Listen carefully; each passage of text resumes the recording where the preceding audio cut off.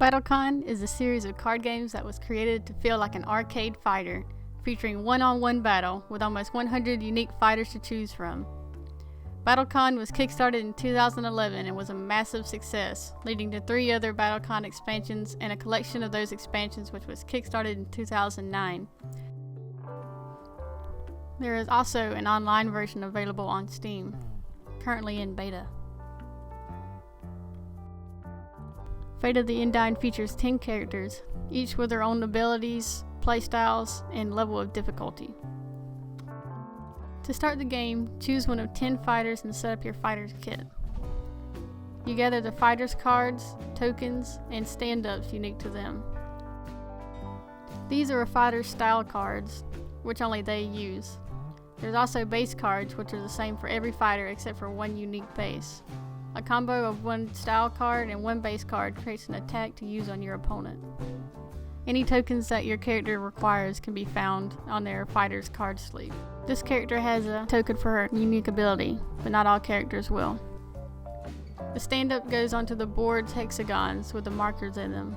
The hexagons are the plane of movement in the game. After you've gathered all your cards, put them together into your hand, and we're ready to start the game.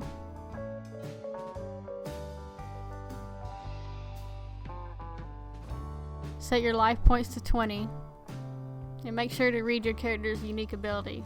Some of them will need the second dial.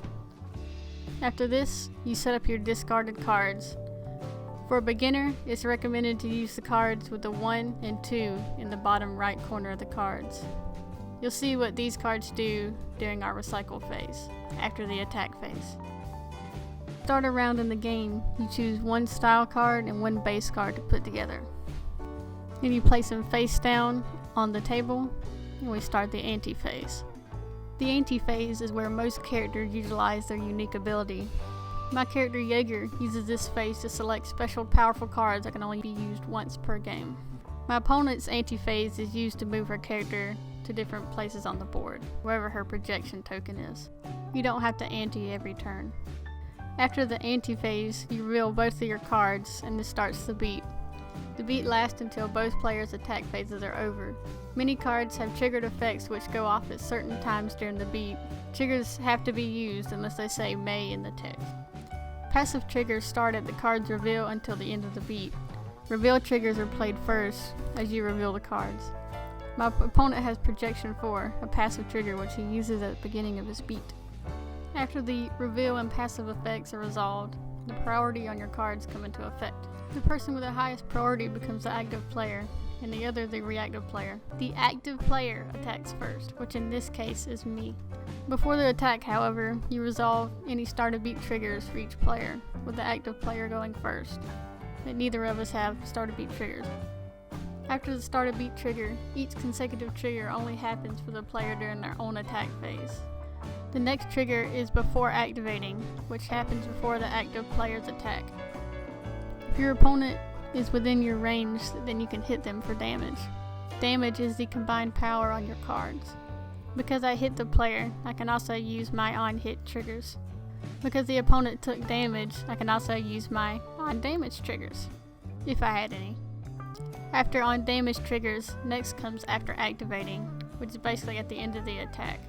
If your attack doesn't hit, then your on-hit, damage, and after activating triggers do not go off.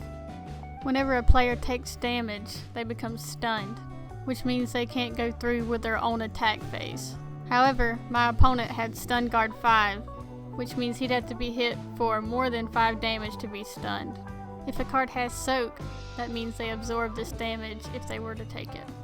After both players' attack phase, the end of beat effects happen, whether the player is stunned or not. Next, the recycle stage happens. The cards in the second discard pile move back to your hand. The cards in the first discard pile move to the second discard pile, and your hand you just played moves to the first discard pile. And that is the end of the beat sequence. If it ever gets confusing, then remember on the board is the beat sequence list. Right there, easy for you to follow. After this, the players choose their next hand and start a new beat. This continues until one player is defeated, which ends the round. Normally there are 3 rounds in a game, with the winner being the winner of the most rounds. The game has 3 different variants on gameplay to check out after learning the core game. And that is BattleCon, Fate of the Indines, which is a fun game with a bit of a steep learning curve. The variability of the game is something that makes it worth coming back to again and again.